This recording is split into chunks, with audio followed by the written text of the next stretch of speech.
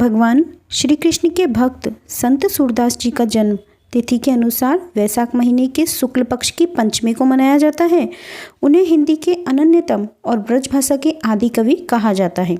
संपूर्ण भारत में मध्य युग में कई भक्त कवि और गायक हुए, लेकिन सूरदास जी का नाम उन सभी कवि और गायकों में सर्वाधिक प्रसिद्ध और महान कवि के तौर पर लिया जाता है, जिन्होंने श्री कृष्ण के भक्ति में अपना सारा जीवन समर्पित कर दिया था। यह सूर सागर के रचयिता सूरदास की लोकप्रियता और महत्ता का ही प्रमाण है कि एक अंधे भक्त गायक का नाम भारतीय धर्म इतने आदर से लिया जाता है। कवि सूरदास जी का जन्म दिल्ली के पास सीही नाम के गांव में बहुत निर्धन सारस्वत ब्राह्मण परिवार में हुआ था। उनके 3 बड़े भाई थे। सूरदास जी जन्म से ही अंधे थे, किंतु भगवान ने उन्हें सगुन बताने की एक अद्भुत शक्ति से परिपूर्ण करके धरती पर भेजा था। मात्र 6 वर्ष की अवस्था में ही उन्होंने अपने माता पिता को अपने सगुन बताने की विद्या से चकित कर दिया था। लेकिन उसके कुछ ही समय बाद वे घर छोड़कर अपने घर से 4 कोस दूर एक गांव में जाकर तालाब के किनारे रहने लगे थे। सगुन बताने की विद्या के कारण शीघ्र ही उनकी ख्याति दूर दूर तक फैल गई। साथ ही वे गायन विद्या में भी शुरू से ही प्रवीण थे, अतः उन्हें शीघ्र ही अच्छी प्रसिद्धि मिली।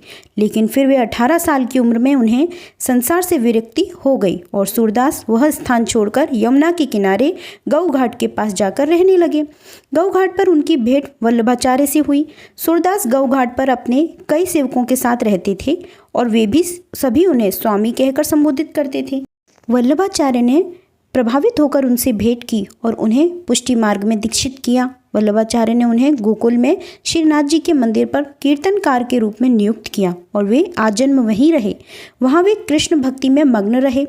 उस दौरान उन्होंने वल्लभाचार्य द्वारा श्रीमद् भागवत में वर्णित कृष्ण की लीला का ज्ञान प्राप्त किया तथा अपने कई पदों में उसका वर्णन भी किया।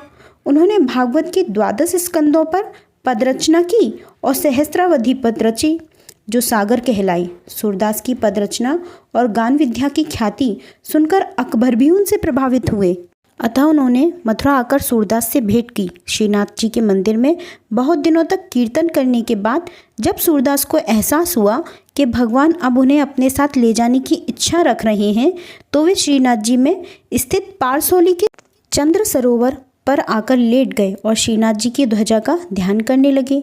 इसके बाद सूरदास जी ने अपना शरीर त्याग दिया। दोस्तों, वीडियो अच्छी लगी हो तो वीडियो को लाइक करें और चैनल को सब्सक्राइब जरूर करें। धन्यवाद।